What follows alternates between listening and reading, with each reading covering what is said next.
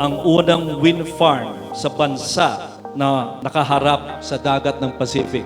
Ang unang wind farm na matutupad ang pangalawang second green energy auction ng Department of Energy. Ang unang wind farm na gagamit ng 8 tore ng hangin, ang pinakamataas na tore ng hangin sa buong Pilipinas. At higit sa lahat, ang ikaunang wind farm sa buong lalawigan ng Quezon. Mabuhay po tayong lahat. Maraming salamat po.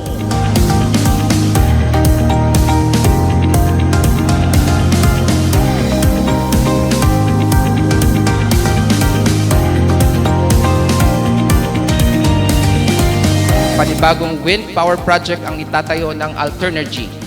Aabot ng 64 megawatts ang kapasidad ng proyektong ito at gagamit ng next generation technology wind turbines para sa mas efficient na pagpapatakbo ng planta.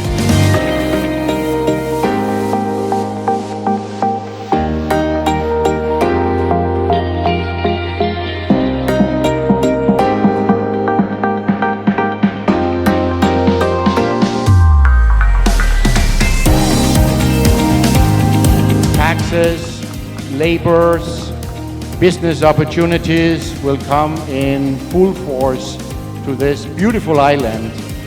Thank you for welcoming us so dearly. We hope we'll be good residents, good citizens of the island of Alabat for the next decades to come.